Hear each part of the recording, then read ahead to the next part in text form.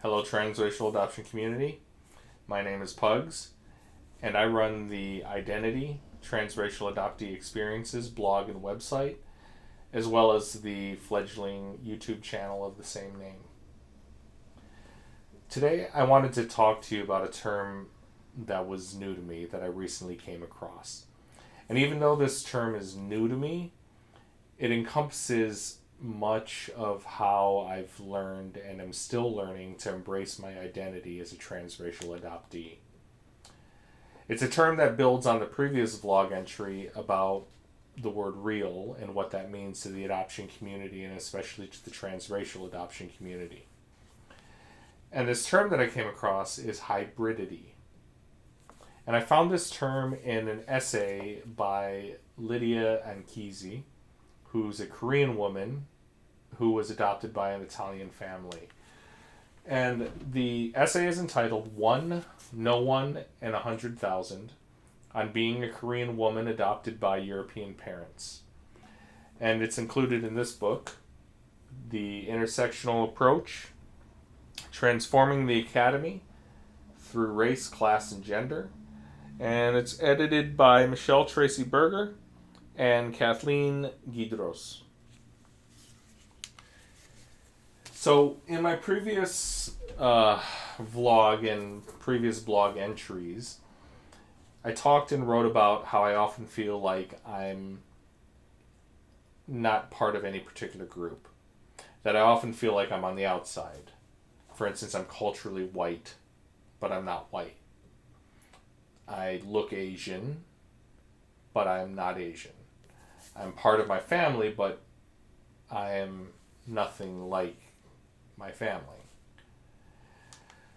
And even though I still struggle with that feeling of always being on the outside, and even though I have daily experiences that remind me that I don't fully belong to the spaces that I exist in, I'm starting to, and I've come to embrace my identity by recognizing that all of those feelings and experiences are based on this false binary, this false duality. You're either white or you're not. You're either Asian or you're not. You're either a member of your family or you're not. Or you're American or you're not. And in her essay, Lydia Anchisi talks about her own journey through these types of feelings and experiences. She talks about the experience of showing up to a gathering, holding her sister's hand, and people assuming that they were a couple and not sisters. She talks about the looks and comments that have been hurled at her and her father when they show any sort of affection. For instance, while walking down a street in New York with her father, her arm linked through his, someone yelled out, "Woody Allen and Soon Yi!" And that one strikes a particular chord with me, because in addition to being a transracial adoptee myself, so is my daughter. My daughter is white. And when we're out together, I actually avoid being overly affectionate with her, specifically to avoid those types of misconceptions and those types of reactions. And even though I've never confirmed this with her, I'm pretty sure that she makes a point of calling me dad loud enough for others to hear to dispel any misconceptions that people might have. And on top of people's mistaken assumptions about adoptees' relationships to their family members, there's also their mistaken assumptions about us as people and the way that they project their bias and their perceptions onto us. Lydia Anchisi, for instance, talks about being perceived as white even though she looks Korean. She talks about that confused, surprised look in people's faces when she says that she's Italian because she was raised in Italy. She was adopted by an Italian family.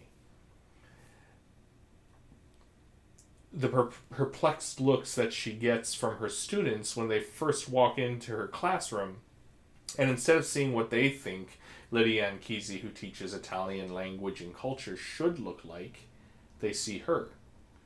And then they quickly check the room number to make sure they're in the right place. She talks about the looks of disappointment that she gets from native Korean speakers who try to talk to her in Korean. And then she does that, no, I don't speak Korean, I'm adopted. And I've had that too. And she relates her experiences of being asked things like, does she like kimchi? Or if she knows martial arts. And she relates the experience of the time that she was asked to bring a Korean dish to a potluck, even though she'd made it perfectly clear that she was Italian and she had never learned to cook Korean food. For me personally, I don't know how many times I've had people assume that I'd be good at math and science. In school, I've had a fellow student who was giving a presentation look at me with this expectant look on her face when she was fumbling to remember a mathematical term. And these types of perceptions happen so often that I've taken to preempting them by telling people, I suck at math and science, and I don't play violin either. I'm like the worst Asian man on the face of the earth.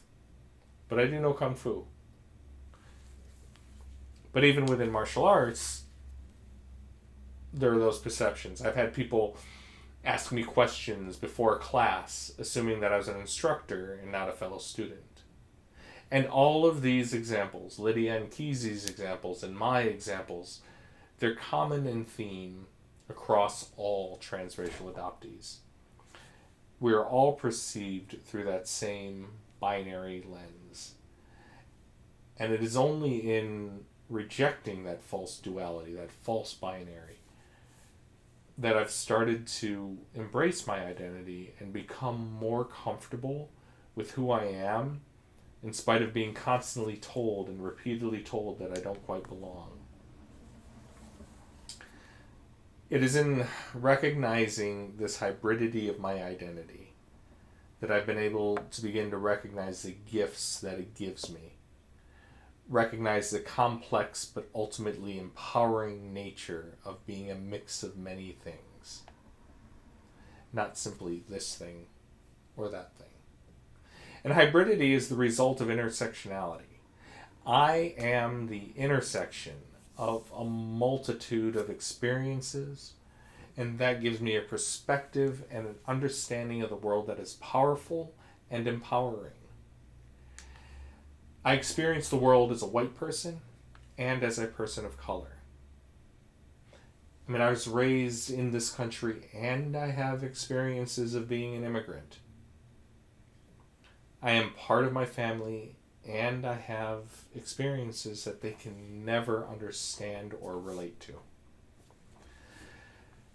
I am an orphan and I have a family. I belong and I'm on the outside. And because I'm a hybrid of all of these things, I see things differently. This multitude of experiences gives me the ability to empathize and to relate to others quickly and easily. I can comfortably travel through and navigate more spaces than most people. As a hybrid, I'm eclectic. I've tried on more identities than most throughout my identity formation journey. And that's true of all transracial adoptees.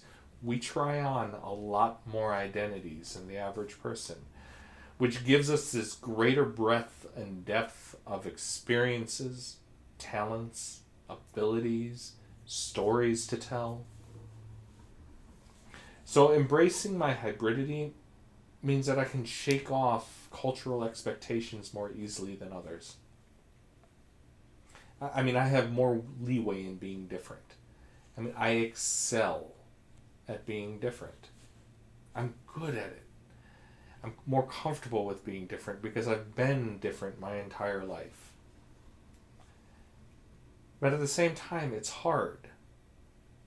It really is hard. It was hard getting to this point of accepting the intersectionality of my identity. It's hard maintaining that sense of empowerment and self-acceptance in the face of a society that is increasingly polarized, binary, us versus them. It's hard. And it's wonderful. And it's worth it. And I'm worth it. And to all of the other transracial adoptees,